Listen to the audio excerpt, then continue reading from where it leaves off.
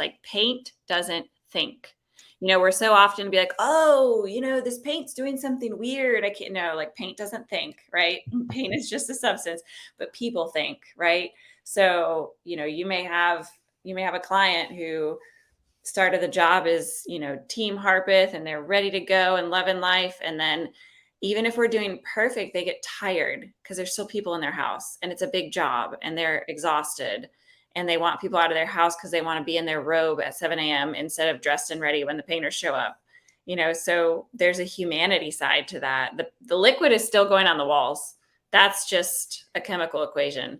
But the human side of it is so much bigger and more complicated. Welcome to the Painter Growth Podcast, where we help you scale your painting company in record time.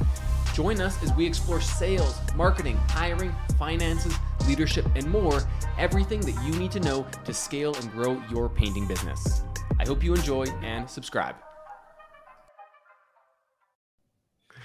What is up, everybody? Michael Hickman here, founder of paintergrowth.com, and you are listening to another episode of the Painter Growth Podcast. And I have a brand new friend of mine, someone I've been wanting to meet for a while, Maggie Cornwall, the co-owner, CEO of Harpeth Painting. You guys are located in Nashville, doing about $8 million a year, and a chairperson of the PCA, which I love. So what's up, Maggie? Hey, good to see you. Super stoked to have you on. Like I said, I've been waiting to meet you and hang out with you for a while, and that's why I love this podcast. I get to hang out with cool people and talk about business and have some laughs. Yeah, we're going to do all those things. So I want to talk about the PCA. I want to talk about your business. You guys, let's start with the business and the people part of it, because people are huge. You guys, as you just told me, you guys are doing about $8 million a year. So that is a big business. Why be people focused? Why not be profit focused? That's so funny. I already warned you that I'm going to do a lot of comparisons to my career as a coach and a teacher, because that was my first career, my first love. So I had a volleyball team that my assistant coach and I promised that we were never going to talk about winning. We were going to talk about discipline. We were going to talk about character. We were going to talk about skill, and we were never going to talk about winning. And we took that program to like 2 state championships in 8 years. And when I started, we were 0-20. So huge swing, right? And everyone's always like, I don't get it. And I was like, I kid you not, we're not talking about winning. Now, do I worry about profit? Yeah, for sure. But I think if you do a lot of other things right, profit's a byproduct of people. Cool. That's huge. And I think it was Brad that talked about it. It's like you can't run a profit first business. You have to run a people first business. So how do you run a people centric business? Like, what does that even mean? Yeah. One of the big things we've always committed to, whether it's painters or staff or even 1099 companies we work with, so our insurance, our banking, marketing, et cetera, we make it a priority to hire for culture. So we're looking for people that fit our core values. We're looking for people who we want to hang out with. We're looking for people that we want to solve problems with. We're looking for people that we want to be comfortable having confrontation with. And that, I think, has really allowed us to be successful in the people first thing. If we just ran around looking for high profit painters and salesmen, then I'm going to get really good salesmen that probably sell too much work and painters that do it really cheap and fast to get it done, right? So that doesn't fit the core values of our company. So that's been a leading driving factor in our growth, is just that culture piece. Awesome. I like that. The core values, hiring someone that you enjoy being around. Yeah. Why is confrontation important? I thought, I'm not saying this as me, but like some people might be thinking, I thought confrontation is bad. Yeah, right. It is. I hate confrontation. It's the worst, but it's necessary. I mean, we're all different humans, and we live in a very diverse world, and we all come from different backgrounds. So there's going to be head to head.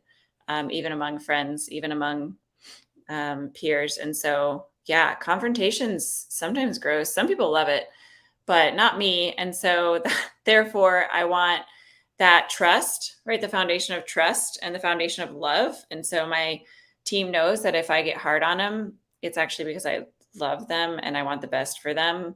Same thing with the painters. If I'm hard on them, it's because they're not meeting expectation, and expectation is important and they need to be held to that. Yeah. Okay. So holding people to their expectations, in a people first business, how do you set expectations with your painters and how do you manage that at scale? It's a great question. I would like to pose that question to the world. Um, no, I mean, it all, I mean, to beat a dead horse, it all goes back to the core values. Our core values encompass trust and teamwork and expertise and problem solving. And so in the end, we're not asking questions from a different angle. We're all approaching the problem, we're all approaching the conflict, we're all approaching the question from the angle of what's going to be best for the client, what's going to be best for us. Is our decision in this conflict going to be one that is driven with integrity and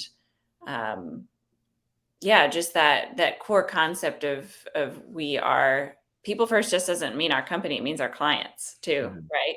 Or the subsidiaries of our client, whether it's their designer or their house manager or the GC. In the end, this is all people.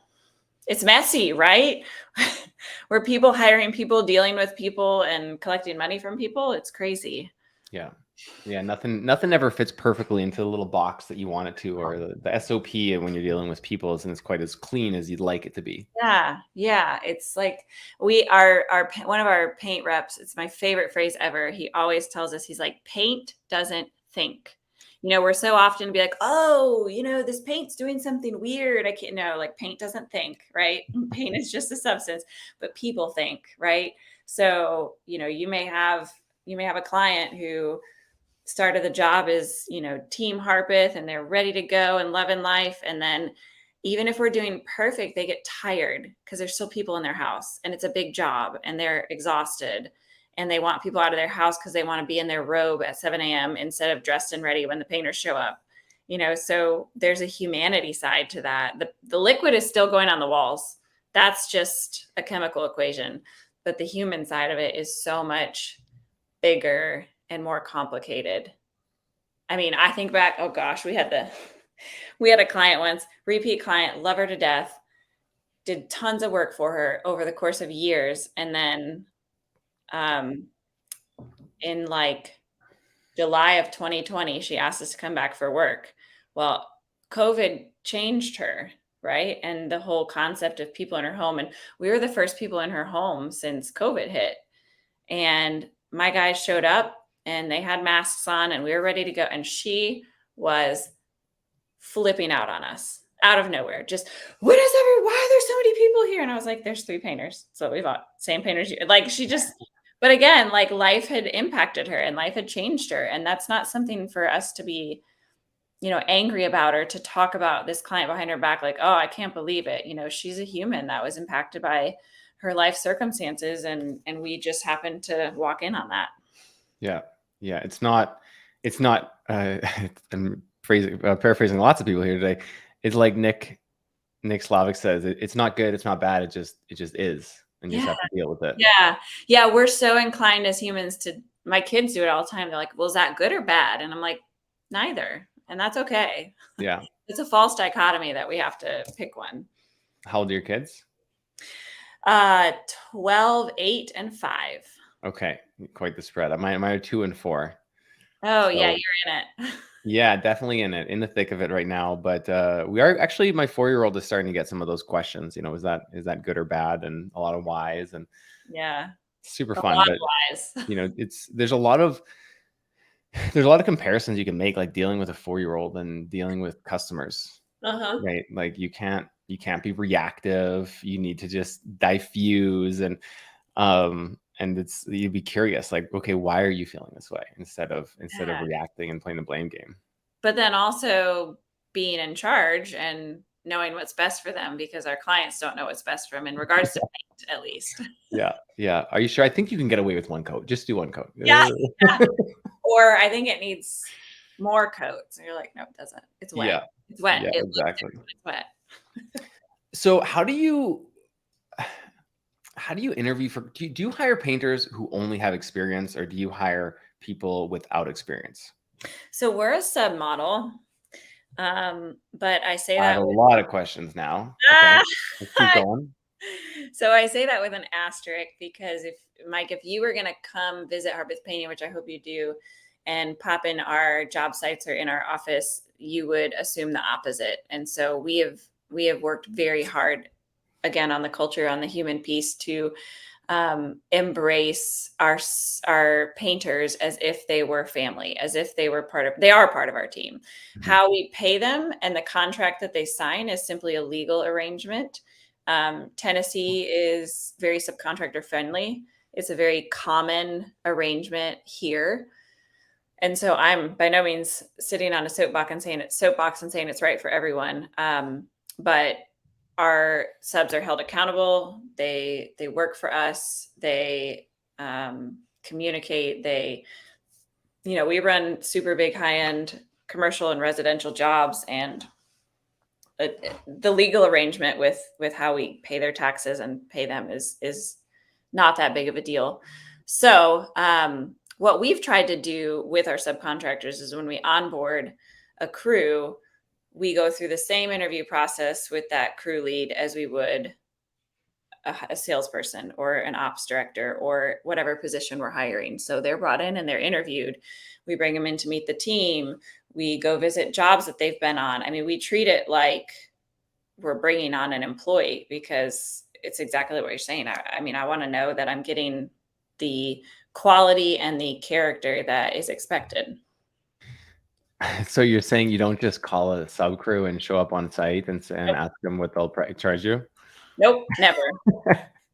In And fact, people wonder why subs don't work. yeah, I know. And that's every time people are like, I want to know more about subcontractors. I'm like, please call me. Please Yeah. understand that there is a way to do this that is legal and beneficial to everyone. So are they 100% working for you, or do they also take contracts with other businesses? Because I heard that was kind of the stipulation.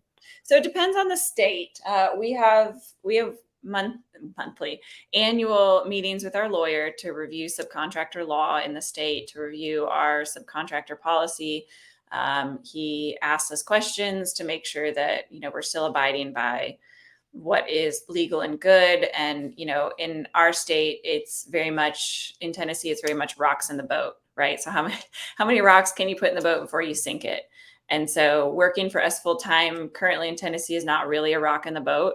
We have some subs that we keep them so stinking busy they couldn't even come up for air to look for other people to work for. And then we have other crews that maybe 75% with us. We have other crews that are 50% with us. So it kind of depends on where they land in our litany of subcontractors. I have a question, or lots of questions, but first question that comes up is, so you deal with subs. Now, something that's important is that your customers are getting the paint job that you sold them, not necessarily the paint job that the sub wants to give them. Right. Right. So how do you deal with quality control when your painters are all third party? I mean, it sounds like they're kind of not third party. It's like, Right. you Right. know, So we invest a lot in both training of the human and training of the craft. So we make sure that there's a ample budget for education. We just got Fine Paints of Europe certified, and so as soon as we got our certification, we brought in somebody to train the painters, and they didn't. They billed me for that time, right? So I paid for someone to train them, and they billed me for that time. That's a huge gift to a mhm. human, right? To a craftsman. And so same thing with we had Corey Leister. We paid Corey to come down. Corey was hands-on training. We brought 4 or 5 painters in. just to tweak and continue to perfect their cabinet skills. And so again, they billed me for the time. I paid for the training and their time. That's huge. That's huge loyalty. So that not only gives them craft enhancement, but also just seeing that their boss cares. We do lots of lunches, lots of family. Like we do a family gathering this Sunday. I'm so excited. I got invited to my first quinceanera. So Nice. of that, so that just shows you the depths of these relationships. And when people ask, the question is always, what if a client asks, what if a homeowner asks? I'm like, cool. Yep. Here's how the US government defines our relationship. But here is how I define the relationship. And I'm going to show them pictures on my phone of when we broke a piñata open together, or when we all sat down for lunch, or text messages with their wife checking in on, how she's doing, all those details. It's just bigger. Yeah, I feel like a lot of people get hung up on that. And I like the way that you describe it. Like, what is the legal agreement? And is that anybody else's Yeah. What's the one? Yeah, is it their business? It's not. I Yeah. mean, technically they have different insurance, right? They have their own insurance or Well, their yeah. own tax identity, Yeah. but does They that really also, change anything? yeah, right. And we carry ample insurance, and so there's just so many layers that, Hmm. again, if somebody's asking that question, there's a deeper fear, right? They're not actually concerned about whether or not I pay them as a 1099 or W-2. The bigger concern is exactly what you're saying. Is a Chuck in the truck just going to show up, and this person who promised me the moon is going to walk away and hope for the best? But that's not the case, right? So we've trained these guys. We have project managers supervising them. We communicate with them. We get feedback from them. What are we doing wrong? What are we pricing wrong? What are we pricing well? What kind of jobs do you like? What kind of jobs do you not like? And so if somebody's asking that question, it probably means they got burned. It probably means somewhere along the way, someone they love or themselves got burned by a sub crew, and now they're scared. And so it's just a trust factor. It comes from bad leadership, bad management, people going out and hiring a sub crew, assuming that's a one-stop shop, fix it all. You're going to do it perfectly, and just getting disappointed. Yeah. Yep. Do your subs rep your brand? Like, do they have Yes. your So, guys' magnets or wraps or anything? no, not wraps. We offer magnets. We offer shirts. We do have, from the legal side, we do have them sign a licensing agreement, which kind of handles that side of things. If they ask for more gear, we give it to them, and typically they do. If they show up wearing a competitor's logo, we just kind of pull them aside and be like, dude, do you need more clothes? Like, is this a dirty laundry issue, or what? Because Yeah. I can't tell you not to wear that, but think about this from my perspective. Like, I'm paying you to work on this job, and you're wearing another brand. Like, Yeah. Yeah, I get that. So that's very interesting. And I really like the way that you've kind of approached the subcontractor model. It's really refreshing. I mean, I tell my clients all the time, if you're using subs, to hire them in the exact same way, like actually interview them, talk to references, make them part of your team, not quite to the extent that you do it. I love it. I'm going to, take some lessons there for sure. What are some of the challenges that you've had with this model? I think a real tricky thing is kind of what you were saying before. So you don't just, get them to agree to price and move on. When all is said and done, if anyone's going to suffer on a job, it's typically our salespeople. It's typically our profit. So if we bid a job wrong, we make sure it's finished right. And that sucks for the salesperson. That sucks for the company. It's great for morale. It's great for retaining painters. But obviously, our dear friend, Dave Graham in Canada said it perfectly. We call that tuition, where you pay money to learn things. Yeah. Yeah. So we definitely have jobs that we consider tuition because it wasn't bid right. And instead of screwing over the sub or screwing over the client, we eat the cost and move on. And that Yep. sucks sometimes. Yep. It does suck. I've been there. Yeah. I'm sure we've all had our associated houses from hell where Yeah. everything that could go wrong did go wrong. Try your skyrise from hell. Oh, I can't. Yeah, I can't imagine that. But I digress. So, how did you get involved with the PCA? Oh man. We blindly joined the PCA when we started the company. I think it was that story of like, oh, we Googled, professional painting, and between Nick Slavic, Nick May, and the PCA, Matt was kind of like, it was like this trifecta. He's like, look at all these people that are like treating it like a business, because we don't come from paint. Neither one of us were painters. Matt has a business degree and has worked in the business side of commercial construction since college.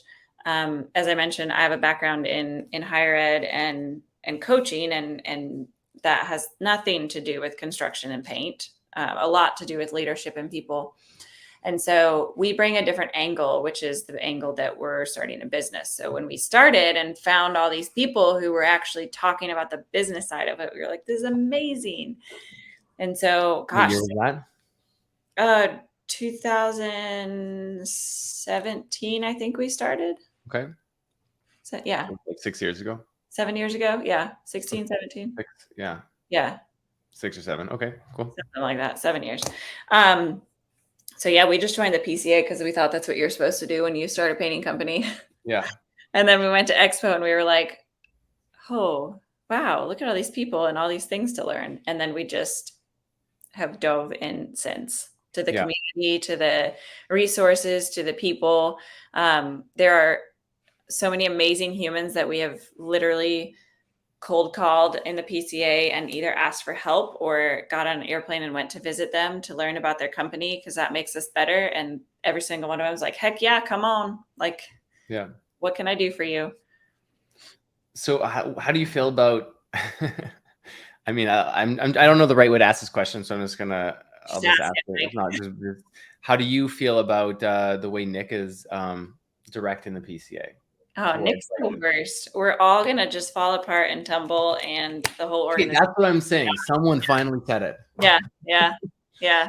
Yeah, We're screwed. There will be no PCA by the time he's done. yeah. Last six And, months. for the record, I took over his Ask a Painter live a couple weeks ago when we went up to visit Nick, family friends. We brought our kids up. We played at his farm with our kids. And I took over his Ask a Painter live and I put a secret code in there. And I was like, Nick Slavic, if you ever watch this, I want you to text me the word bananas. And we're going on 2 weeks, and that little turd is still not texting me the word bananas. So here we are again, waiting for Nick to text me the word bananas, that he actually pays attention to. I And don't know. what's the result if he does? I'm just proving the point that he's not quality controlling his work. Yeah. Okay. So his vision in the PCA, which I love, and actually I think we had kind of a It's similar all vision. jokes. I feel like we need to clarify our sarcasm. Yeah, very very Turn sarcastic. the Make it podcast off. wonderful. It's like, Um, Kuyper but hates Nick. it's about like professionalizing the painting industry, right? And moving it forward. There's been such a long history of painting just being a chuck in a truck, alcoholics, drug addicts, and just like so unprofessional. But now that's changing in the PCA, and Nick and you now as a board member are really kind of leading that charge. So Right. how do you see the progress that you guys have made, and where you see it going? The cool thing with that is exactly what you just described, is what Nick has been walking as a human, long before this leadership role. And so I think it's important to note that every single person currently involved in the leadership of the PCA, whether they're board members or committee chairs, are people who have walked exactly that. They've been trying to professionalize the industry, their company, their clients' experience.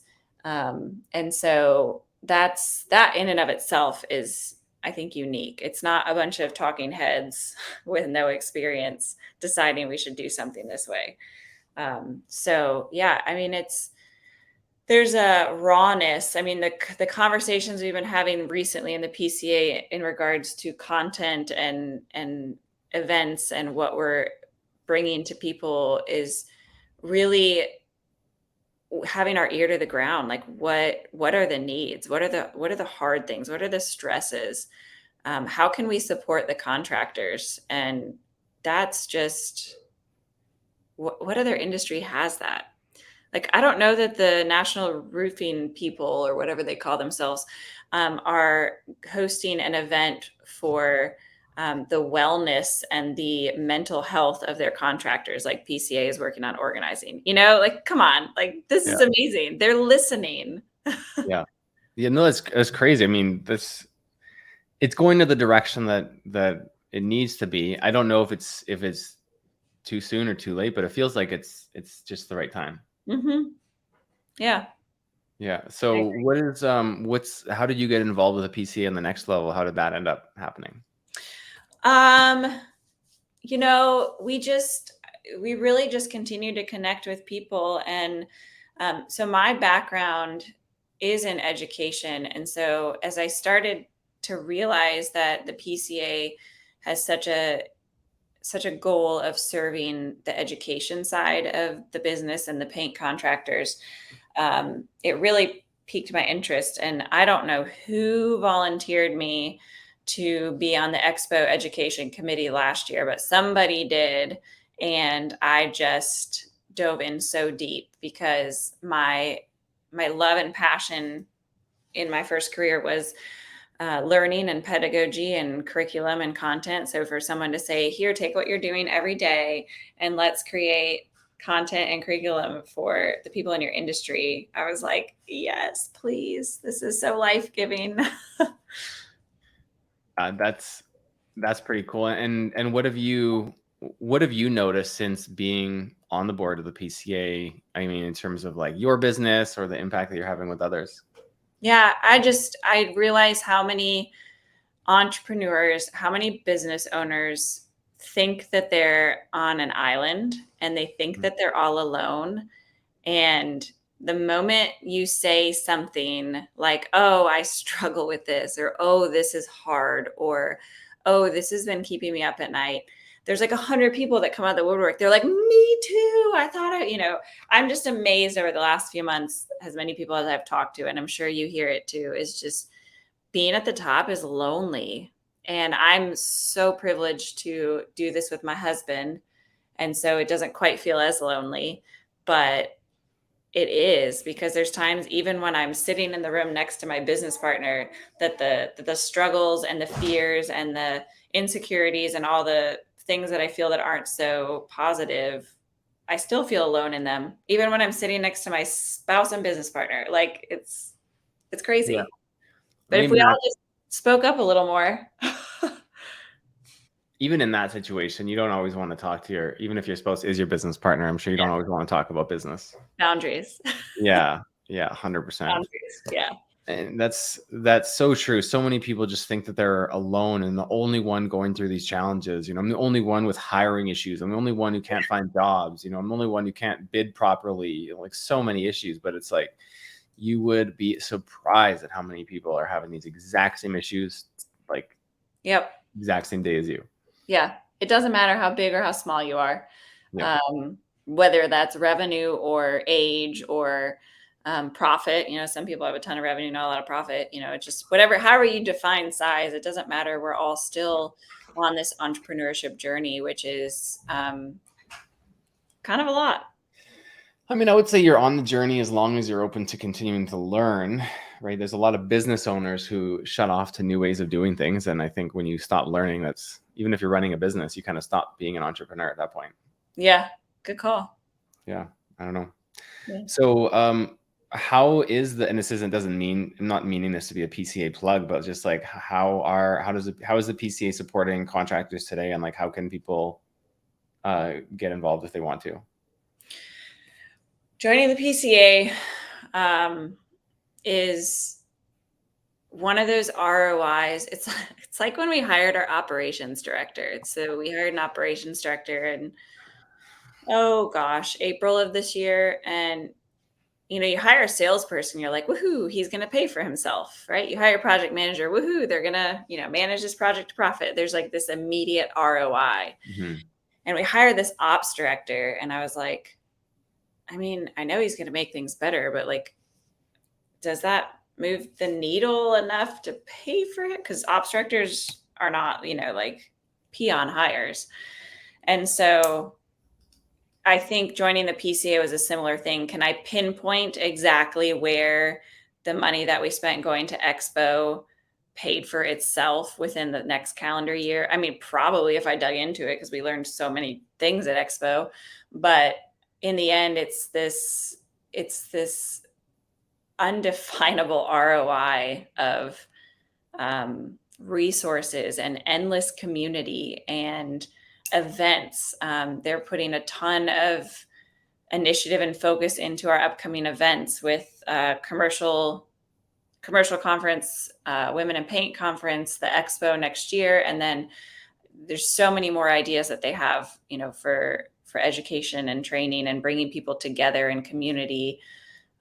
So yeah, it's not something where I can say, pay this joining fee and next week your business is going to change. But if you dig into what's available, you're going to be a better person. I am. Yeah. I freaking flew my family to Minnesota to hang out with Nick. Like, that has nothing to do with the fact that other than one day I joined the PCA and I met Nick. Like, Yeah. Got to go to Minnesota. Yeah. Top 5 for sure. Top 5 spots to visit and vacation. It was cool. Yeah. Was it in like February? It was August. It was amazing. Okay, there you go. Yeah, I mean, I totally get that, not being able to really pinpoint the ROI, but like the community, there's tons of training available. There's the conferences, there's the expo coming up in February in Orlando. You're going to be there. I'm going to be there. A bunch of people are going to be there. What can people expect there? Ooh, expo is going to be, expo is always a big thing. If you've never been, there's a lot of education and there's a lot of parties and it's super fun. This year we're doing a little bit of a widened breadth of curriculum. And so we're going to try to offer a lot more content specific to not just owners. So we're going to have a lot more specific sales and marketing training. So people can bring a salesperson and know that they'll get some catered to learning. Oh, cool. Same thing with operations, with the admin. And so we're trying to kind of widen. This year, we brought our whole team to Expo for 2023. And, they learned some things and they were glad to be there. Again, the ROI was, the buy-in, the community, the relationships. But, I was also kind of like, man, just a couple more sessions on management and my project managers would have walked away with like a lot more right? So that's kind of what we saw is, if there's an owner operator trying to onboard a salesperson, let's offer them training. Let's offer them not only training, but a community of other salespeople to bounce ideas off of and to create future relationship. I mean, one of our director of repaint recently reached out to another PCA member, Matt Orm, because they met at Expo and Matt does a lot of commercial repaint. And Kenneth was like, I think I just need someone to check in with, bounce ideas off of. And I was like, this is amazing. Yeah. So that's going to be something huge for companies to be able to offer. We even brought our admin and her husband was so funny, Mike. You're just like, so you're taking my wife and I'm leaving all the kids back here and she's just going to drink and party at a work event. I was like, no. Like there's actually learning here. This is a big party, but there are parties. That sounds fun. I mean, I did send him my request to speak. So hopefully you can did get that. Oh, you did? I did. I got it. I quickly rejected it, crossed it out. No, I'm kidding. Waste of time. So hopefully I get the opportunity to speak. We'd love to pass on some knowledge and make it a little more valuable. What do you want to talk about? So I was, I can't remember. I think it was Jason I was talking to about what I should make my presentation about. And I think he said systems was like a big key. So like how to implement systems. And actually I just got off Eric Foss. Yeah, I got off his client meeting today. I put together a presentation for systems. And so it's about, identifying systems, how to implement them, how to Yeah, how to get things off your plate and why priority management and systems implementation are like the two most important skills to learn in business. Like, oh, you want to grow your business? Well, it's not about leads. Leads Yeah. will help, but it's actually about your priority management and your systems implementation. Good. Yeah. So pretty So cool. It's like when people join our training program, our coaching program. It's like, oh, you want to join, you want to grow your company. Well, we'll show you how to get leads. And then they join and it's like, oh, rug pull. We're actually going to show you how to grow a business, not just get leads. So I mean, oh, did you just give your secret away? I did. Yeah. The whole thing. Oh, Yep. shoot. You might want to edit that out. Yep. Yeah. No, it's all good. So let's go back to an ops director. Okay. So what is your, because actually in my company right now, I am in the middle of bringing on a similar role. But because I run an online coaching company, we have a team, we have like 16, 17 people. But the position that I'm trying to bring on is that of an integrator. Mm. Heard that term before? Mm-hmm. So is your ops director kind of like your integrator type My person? implementer. Sorry? He's my implementer.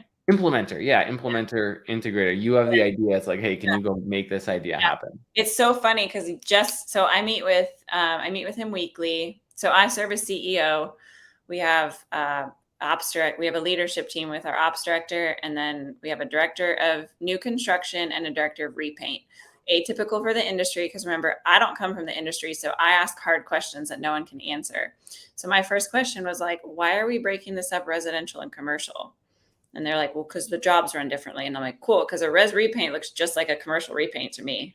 Like, I mean, let's just call a spade a spade. And I'm pretty sure new construction residential looks a lot more like new construction commercial. Yeah. So that's how we've divided our company. So we have a director under each, and then we have our ops director.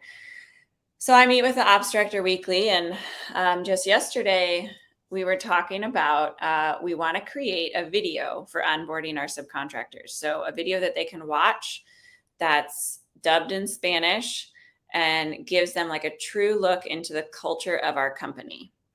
Super, simple, straightforward idea that Matt and I thought this is going to be awesome, just like a step up of elevating our company. So Matt's my husband. Matt emails, and he's our idea guy. What's Matt's title? Director of new construction. Okay, Matt's the director of new construction, but also the big picture guy. Yeah, he's 49%. Okay. There you go. But anyways, so he's the idea guy. If you were going to put us all in categories. And so he just fires off an email to Eric, and he's like, hey, can you get going on this sub onboarding video? Period. Send. And Eric looked at me at the meeting. Eric's our ops director, and he was like, I need more. Like, what does this look like? What's the point of it? Who is it going to? Like to the perfect example, he was like, I need a list of things to do, and I'm going to do them. Yep. I don't need an idea. Like, so he definitely, we said we're onboarding a new software, and we need you to onboard the software. Boom. Yeah. So we can't, our job as owners, our job as visionaries, our job as people running the company is to have strategies. And then what I need to give my operations director is tactics, right? So there's a difference. Yeah. So that's what we're learning is I don't need to just give him a big idea. I need to give him a little more direction. A little more, right? Like you said, he's the implementer. If you give him an idea with an outcome, he could probably fill in the gaps. Bingo. Yeah. Yeah. So it's got to be kind of like, I smell a system coming along, like here are the requirements in order to submit a new project to Eric. It's like we need to have the people. Wait, let me write that down. Yeah, we need to have the people involved. We need to have the title of it, and we need to have clearly defined outcome. I love that. I just wrote it down. Yeah. You guys charge me for that coaching session. Yeah. And then if you and Matt just I was telling Eric earlier, like my wife and I have systems in the house. Like everyone has like little systems in their house, how they do different things. And I was saying how we have our, like when our kids come home from daycare, we have like their backpacks with like their dirty clothes and stuff and empty water bottles, and we need to like fill up the water bottles and put in new spare outfits, and then it's ready to go. So when they come in, the backpacks go on the ground below the little entrance door table, and then when they're replaced and filled up, whoever does it puts the backpacks on the top of the little table. So smart. It's just like a little tiny system, but it's like, oh, if the backpacks are below the table, I need to go and do it if she hasn't done it yet. So smart. The only difference is that it's not documented because we're not going to delegate it eventually. Yeah. Yeah. So there's that. But yeah, systems are everywhere. And that's why I love systems. And I'm very passionate about them now. Now the longer I become a business owner, the more passionate I become about implementing systems. Well, the thing about systems is, cognitive dissonance, right? Our brain is lazy. It doesn't want to think more than it has to, right? Your brain wants to take the shortest distance between two thoughts. So exactly your case right there. When you were talking, I'm like, oh, well, yeah, but I just know that I have to fill the water bottle. But then when you were like, and then we know automatically if it's not up. And I was like, that's so much more relaxed. It's one less thing you have to think about, right? Yeah. Even though you still have to do the task, it's one less thing that you have to wonder if.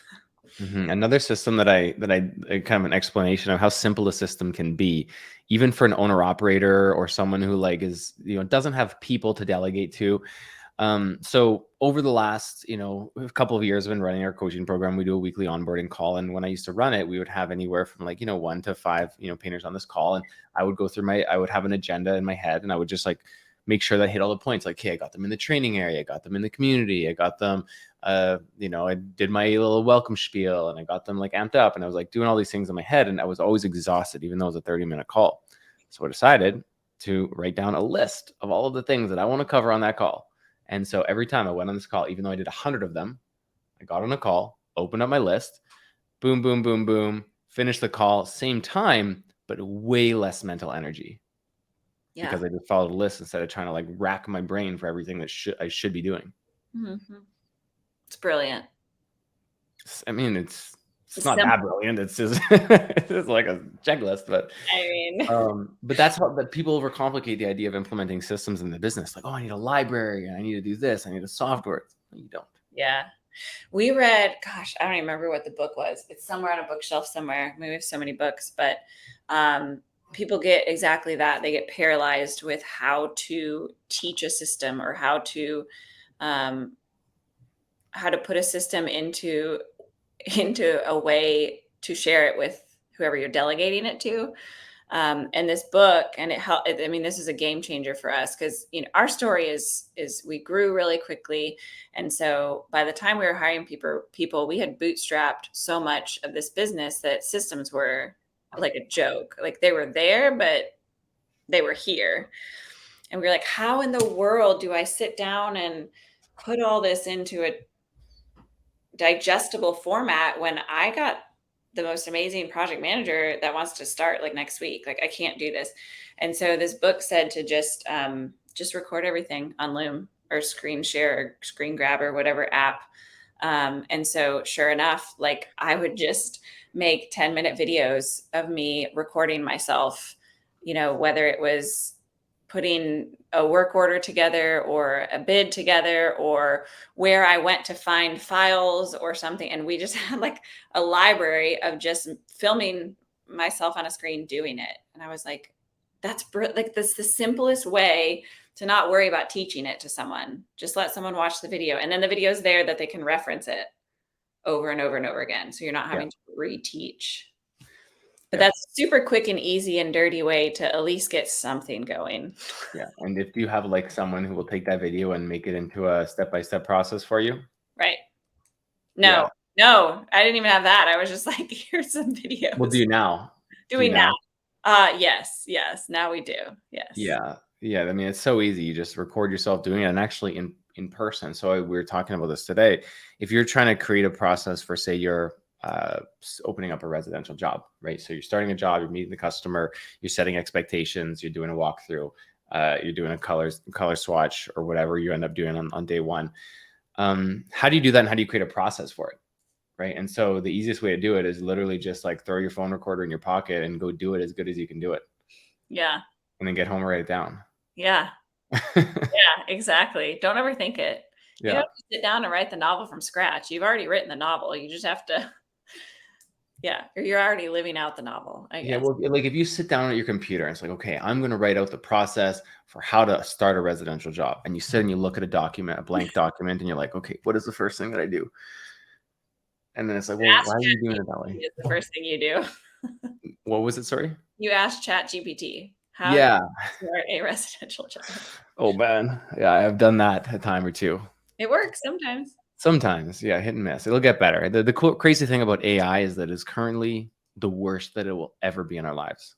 Oh, what a weird sentence. Yeah, it's never going to be worse than it is right now. I wish someone had told me that when I was listening to dial-up internet.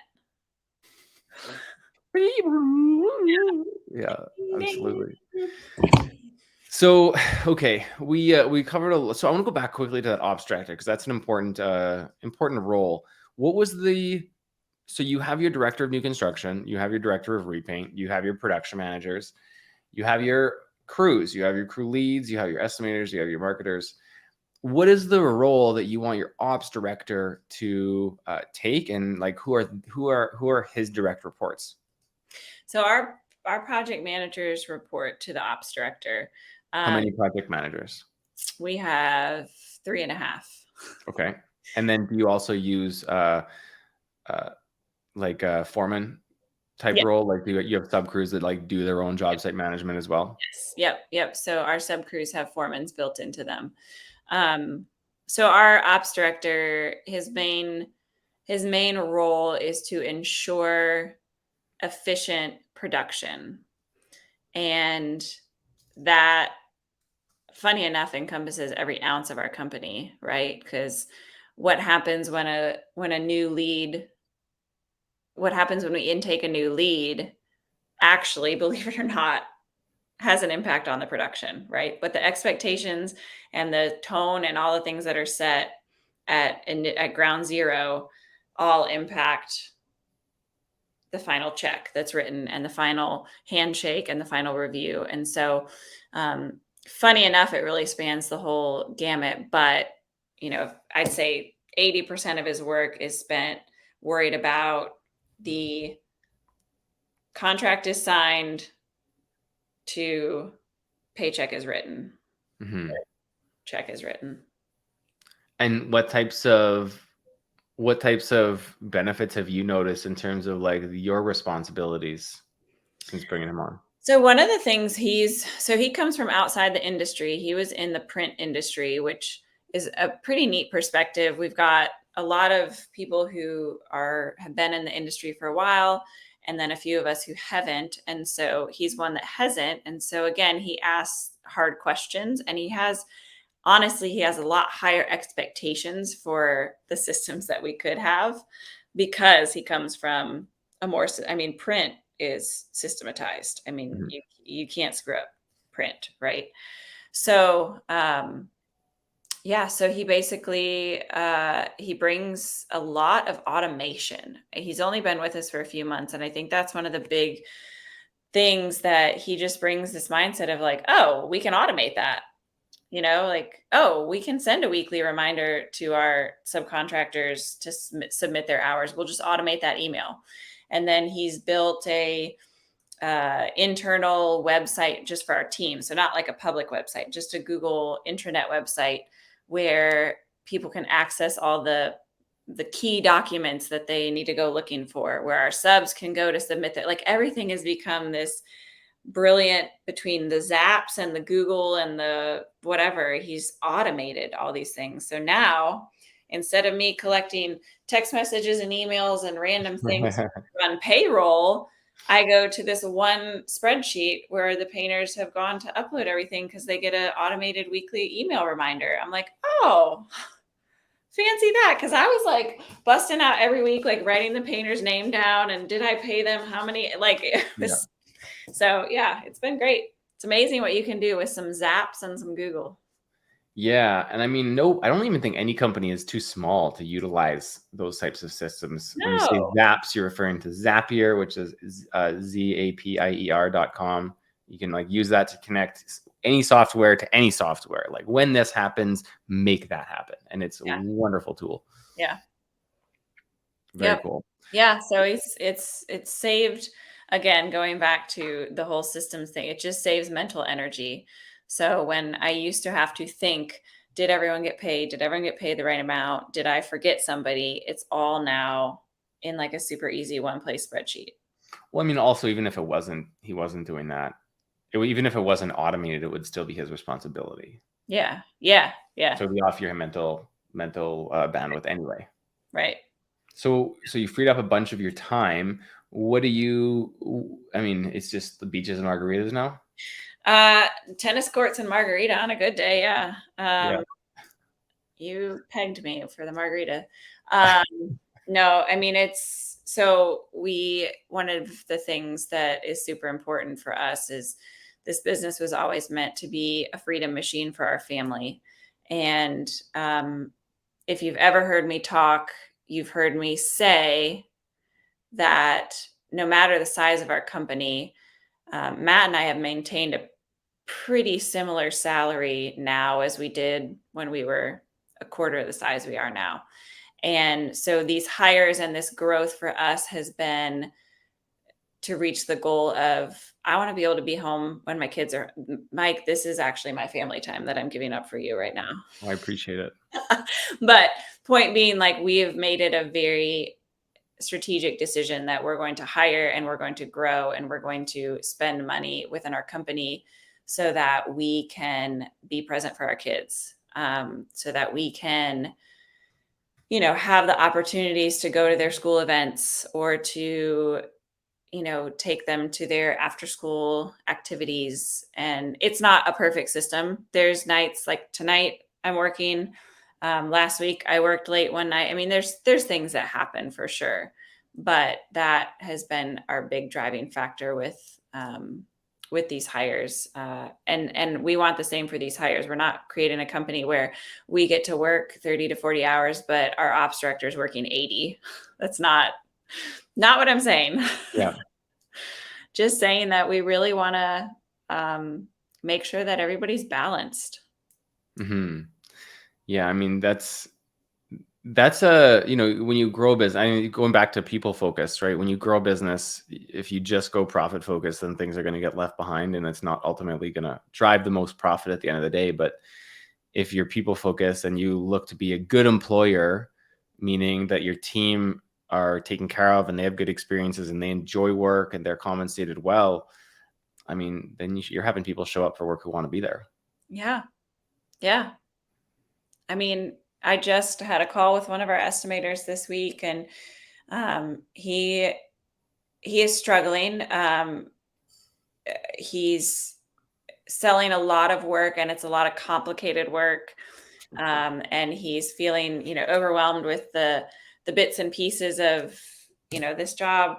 The client keeps adding to the job, which is great. It makes the job bigger, but at the same time, I was ready to close it out and move on to, he's just kind of, there's a lot of things happening. And, I finally called him and I was like, are you good? Like, where are we? I want to, I really value you as an estimator and I don't want you to burn out. And he was like, I freaking love the things that we're doing. Like, it is so much fun, but I just need to get better at the details. And so that was such a win for me for one of my employees to say, yes, this is hard, but at the same time, I love it so much. I want to get better at it, Mm-hmm. like CrossFit. Get Why Brad are back we when we were all, talking about I know, that. it's for Brad. Like, why are we all crying and sweating and dying and hate it? Yet we're like, I want to get better. Yeah. Yeah. I did a half Ironman at the end of May and it's like the same way, just like you're in the pain cave. But yeah. So that's wonderful. I mean, making your business a freedom machine for your family. I mean, I share a lot of similar motivations, with my kids. I want to be the coach, I want to be there and be able to be there when they come home from school and like help them have breakfast. Like we do breakfast together every single day and it's like one of my favorite times of the day. But a lot of people don't get to do that. And I think if you treat your business right, you should you should be able to have that type of freedom. Even if that's not exactly what you want to do, you should be able to create it into the type of business that lets you do what you want to do. For sure. Otherwise, why are we doing this? I mean, if you're just chasing money, you're just going to, if you think there's always going to be opportunity for more money, right? Mm-hmm. It's like you think you've got enough money, but then you realize there's more. You hear the story of like I'll use a typical archetype, like the husband working 80 hours a week and never home. It's like, why are you doing this? Why are you working so hard? I'm doing it for you. I'm working so hard for you. Well, if you're trying to do it for me, be here, right? Yeah. Like be here more. Like that's what the kids want. The kids don't want new shoes. They want you. Yeah. Yeah. Amen. Yeah. So let's end today with a little bit of motivation. What do you think someone can do like today, tomorrow, next week, next month to make their business a little more people focused? Mm. Well, if you don't have core values, make them. And I mean, maybe don't do that in a day, but that was one of the things Nick Slavic actually challenged us. We hosted one of his master classes at our shop, and he talked about when they do employee reviews, you have above line and below line, right? So above line is core values. So, dear employee, are you meeting these core values, right? And if you're not meeting these core values, that's a non-negotiable, right? It's not going to work. It's character mismatch. Below the line is their tasks and job description. And below the line is where you can be coached up, trained up, et cetera. And so when we heard Nick say that, I was like, well, I mean, what's above the line for us? I don't know. We got to put that in writing. I mean, you have to decide what your core values are, and they have to be consistent throughout your language, throughout your messaging, throughout your coaching, throughout your evaluations. And that was a huge thing for us, because when there's conflict between employees, which there's going to be, we have to be able to say, like, right, bottom line, are you guys, meeting these core values? But if it was just an arbitrary, I mean, it's like parenting, right? Like we just keep shooting. Well, no, what's important is respect. No, we got to be polite. No, we got to do this. No, you have to clean your room. No, you have, like, if we keep shooting them at different angles, they're going to be confused, as opposed to, no, this is like, these are our commandments. Yeah. You hire on those, you fire on those, Yeah. make And decisions on those. yeah. And so if you don't have those, I think it'd be really hard to be a people-centered business, because people are going to be confused. They don't want confusing messaging. They don't want to be unsure. What's today's core value of the day? Yeah. Looks like we joke about that sometimes, because I feel like as a leader, I get on kicks where I'll be like, I'm so sick of AR. Let's go. We're going to collect money, blah, blah. And then like the next week, I'll be like, I'm so excited about this. Let's try this. Let's try this. Like I feel like I have like a passion du jour. Yeah.